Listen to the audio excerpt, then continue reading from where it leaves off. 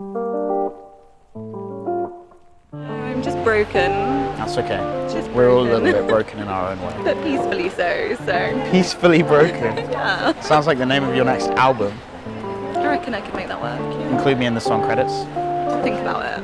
Let's see if you deserve it, hey? That's all I can ask. Hi guys, this is Sam from Fluid Social. It is March the 19th, and today I'm going to show you a video which I did during the first couple of weeks of this sort of more isolated period of the coronavirus. This video was filmed on the 8th of March, and it shows me interacting with a girl in the street. And I'm going to show you some of the do's and don'ts when it comes to physical contact and interacting with people in the daytime, particularly during an outbreak like this, particularly during the coronavirus. So I'm going to take you through the video. I'm going to break down piece by piece how you should be acting physically so as not to contribute to the spread of this virus, and so as to approach in the most respectful and communicate in the most natural and respectful manner. Excuse me. I have to be really honest. I just saw you coming up on the, what's it called? Escalator. I thought you were quite pretty. So I wanted to meet you. Thank you. What's your name? Nice. From England. Yeah, I'm not allowed to shake hands, are we? So as you can see just there, instead of going for the handshake or for a hug, a handshake would normally be more appropriate, particularly if you're meeting someone in the daytime and it's a totally cold approach. In this case, obviously, we're not meant to be touching. She was ahead of me on that one, so she knew that that was the case, and I wasn't so aware. But I knew that some schools had been going for this sort of elbow bump or the foot bump. And so I went for that instead. And this is the same for you. If you do find that you meet someone, this is probably a good sort of topical and quite humorous way of introducing yourself to someone when it's no longer completely appropriate to be shaking hands or kissing. From Buckinghamshire. From Hertfordshire. From Hertfordshire. Yeah. Okay. What's your name? I'm Sorry? Sam. I'm Sam. Nice From to London. meet you. From London. Yeah. Cool. Yeah. What brings you up to London on? I live here. Oh, you do live in London. I do live here. Yeah. So you're Just trying to return some stuff. okay. Ill-fitting errands. clothing. Ill-fit. You've destroyed them already, haven't you? You got furious in a fit of rage and tore them apart. So there, by saying something like, you got furious and in a fit of rage you tore them apart, this is creating what I talk about personal narratives, essentially creating some sort of funny or abstract storyline that you can share with the girl so that you have this level of connection that other people don't have. It creates that we against them, that us against them frame where you're sort of on the same team. But more than that, it also allows you to build on these narratives throughout the conversation or even throughout the ensuing relationship. Again, this is something that you might realize that you're doing in real life if you have a bit of experience with people and communication. And then I've sort of reverse engineered this and discovered what it is that people are doing naturally to connect. They have these in-jokes between friends. You have these personal narratives with a partner or a spouse. Some people talk about quotes from films and they recognize each other's quotes, and it's a way of bonding with the other person. So by introducing these sort of funny or abstract stories, you're going to be able to feed off them in the future. You're going to be able to use that base as something to build upon as the relationship progresses. It was kind of quirky and I thought it would be cool, and it actually just looked awful on. That happens, huh? Don't like trying stuff on, so. That's what happens when you impulse buy. It is, yeah. I do it a more of lot, so. But this was an impulse buy, but it works for you. It was a measured purchase, actually. A measured purchase, yeah, really? It was, yeah. Okay. I really like headbands. Well, this one's working for you. I've got to give it to you.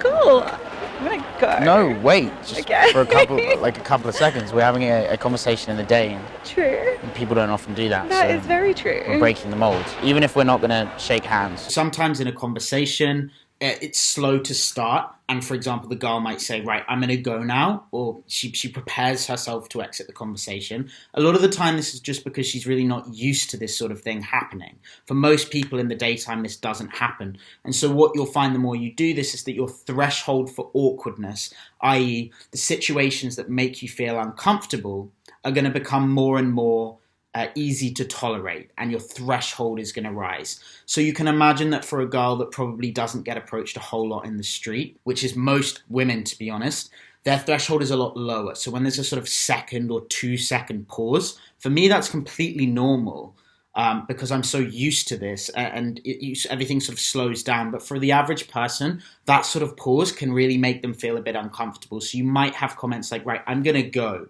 when that happens, just because it's easier to exit the conversation than it is to actually deal with that awkwardness and keep going. But when you have a strong frame in dealing with that, just saying like, no, wait, a couple of seconds, come on, give me a chance. Something like that you say straight away. You're not begging, you're not saying, oh, please, can I just have 3 more seconds of your time? You're confident and you have conviction in that she should stay for a few more seconds. You're showing that you're relaxed and thereby giving her permission to feel relaxed as well in your presence. We shook feet, you know. We clicked heels. Yeah. Like every good horse. And so now you are going to Zara with your bag. I'm going to Zara. And you're going to exchange it and get something much better. No more shopping. I'm done. Okay. And what are you doing later? I'm super hungover, so I plan on going home and having a nap on the couch. A nap and a Bloody Mary? No. No. I'm never drinking again. Ever? Ever. That's what every struggling alcoholic says. I'm going to Madrid tomorrow morning, so I actually have to pack as well. So that doesn't give us a lot of time to go out and have a Bloody Mary around King's Cross. When are you back from Madrid? Thursday. Okay, well maybe on Friday, if you're not too hungover. I don't know how deep these habits run, but maybe on Friday we could meet up. I would like to. Okay. Cool. Can I get your number on the old WhatsApp? Yes, you may. Yeah? Here, instead of just asking for the number, what I actually did was found out a little bit about what she's got planned, what she's doing for the rest of the week, so I could actually figure out a way to arrange something in person. Sales researchers found that people are 70% more likely to follow through on their word if they've verbally given it. So, for example, if you're trying to sell somebody something and you get them to agree on the door, let's say you're a door-to-door salesman, you get them to agree verbally on the door that they're going to buy your product, then they're 70% more likely than another person who hasn't verbally agreed to then follow through and actually buy the product. So what I find is really helpful, particularly with these interactions and in terms of growing your own confidence and your own fearlessness and what you're willing to say, is to actually ask her out on the spot. And if you've got a date, a time, even a venue in mind, think about that ahead of time and actually invite her to a place at a set time and see what she says. Because if she says yes, then it's going to take a lot of the pressure off you to have to try and build up to that in the ensuing text message conversation. You're not going to have to think, when am I going to ask the question? How much do I have to message her beforehand? Because you've already set that date up. And so when you are messaging, it's basically just to check up on her, see how she is, and have a normal conversation without any of that pressure or weirdness of thinking when you're going to ask her out. Sure. People keep talking to me about Instagram and I have to tell them that I don't have it. But so do you go up to random girls very often? No, not all that often. But every now and just then. If someone catches your eye, hey? Exactly that. If someone wearing, a snazzy headband. You actually looked very peaceful. I thought you were either like a Buddhist or I didn't consider hungover, but I thought you might be. No, I'm just broken. That's okay. Just We're all a broken. little bit broken in our own way. But peacefully so. Peacefully broken. Yeah. Sounds like the name of your next album. I reckon I can make that work. Yeah. Include me in the song credits. I'll think about it. Let's see if you deserve it, hey? That's all I can ask. Nice Am I allowed to kiss you on the cheek to say goodbye, or is that illegal? No, I'm running an event actually tomorrow, so we're being basically.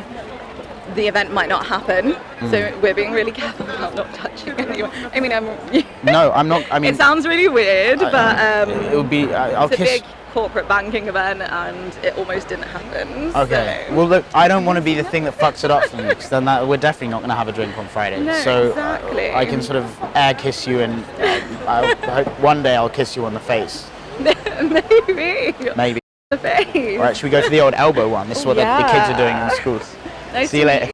Bye. If you are going to be going out, and if you do still want to go out and have some sort of social life, whether that just be talking to people from a distance or going out and meeting people in a park or on your walk, I really don't recommend going for a kiss or a handshake. As I said, this is 2 weeks ago. I wasn't so aware of the situation there, and actually the advice wasn't the same as it is now.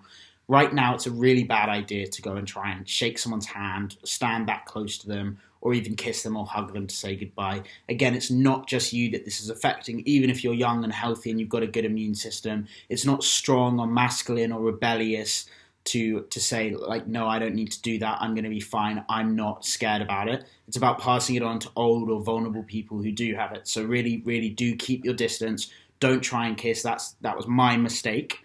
don't fall into that trap. Actually do listen to the best advice, even if it's delivered by a fluffy, shaggy haired man who looks somewhat like an overweight scarecrow. It's important that we do follow this advice.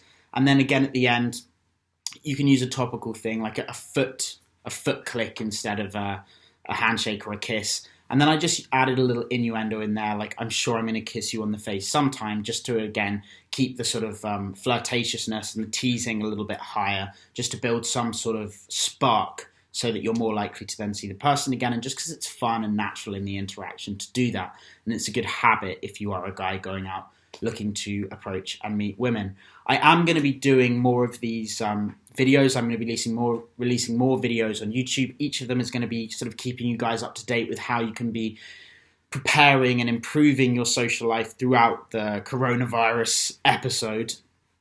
And so if you guys are interested in any Skype coaching at this time, knowing what I'm doing for my routine, how I'm keeping things ticking along, and how I'm getting the most out of my days, becoming as productive as I can be, and actually maintaining an exercise regime as well, then keep tuned on the channel, and I'll be taking you through more of this in the coming days. So thanks for watching the video, guys, and I'll see you in the next one. Sam out.